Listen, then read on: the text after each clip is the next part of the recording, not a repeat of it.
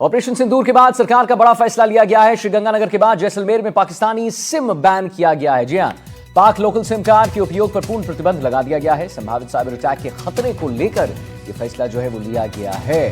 तो आपको बता दें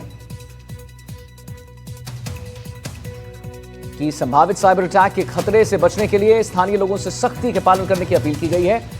और ऑपरेशन सिंदूर के बाद राजस्थान सरकार का एक बड़ा फैसला लिया गया है, जहां पर आप देखिए श्रीगंगानगर के बाद अब जैसलमेर में जितने भी पाकिस्तानी सिम कार्ड हैं उसे बैन कर दिया गया है। संभावित साइबर अटैक के खतरे को लेकर फैसला लिया गया है। बड़ा फैसला है और मुझे लगता है सटीक फैसला है। ऑपरेशन सिंदूर के बाद यह फैसला लिया गया, राजस्थान सरकार का बड़ा फैसला, जहां पर आप देखिए श्रीगंगानगर के बाद जैसलमेर में पाकिस्तानी सिम बैन हो चुका है। अब पाक लोकल सिम कार्ड के उपयोग पर पूर्ण प्रतिबंध लग गया है। प्रभावित साइबर अटैक के खतरे को लेकर यह फैसला जो है वो लिया गया है।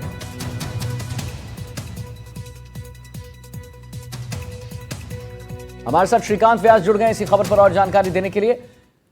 तो श्रीकांत, सिम कार्ड को तो बैन कर दिया गया है, लेकिन और क्या प्रतिबंध लगा दिया गया है और क्या जानकारी है आपके पास?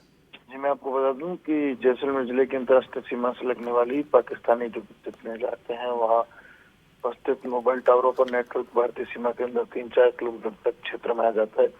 यही कारण है कि पाकिस्तान के लोकल सिम पर पाकिस्तानी नेटवर्क के जरिए आसानी से कहीं पर भी संपर्क किया जा सकता है।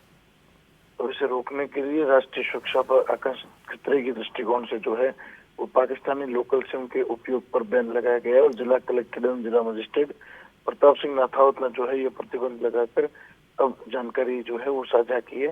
तो अब जो है वो पाकिस्तानी लोकल सिम पर पूर्ण रूप से प्रतिबंध लगाया गया है। लगाया गया। चलिए ठीक है श्रीकांत, बहुत बहुत धन्यवाद करेंगे आपका महत्वपूर्ण जानकारी देने के लिए। और आइए अब आगे बढ़ते हैं और आपको बताएं, पाक साइबर अटैक के मद्देनजर केंद्र की एडवाइजरी जारी हो चुकी है। पाक से साइबर हमलों की लगातार धमकियों के बाद एडवाइजरी जारी हुई है।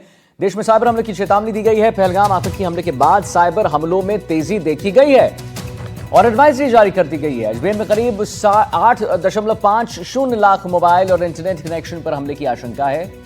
तो आप समझ लीजिए 9 लाख मोबाइल और इंटरनेट कनेक्शन पर हमले की आशंका है। स्मार्टफोन यूजर्स और नेट यूजर्स को खतरा भी है। ये भी जो एडवाइजरी जारी की गई है उसमें बताया गया है कि स्मार्टफोन यूजर्स और जो नेट यूजर्स हैं उन पर खतरा है। डिजिटल सुरक्षा को अहमियत देने की अपील भी यहां पर की गई है। तो डिजिटल सुरक्षा को अहमियत देने की यहां पर अपील की गई।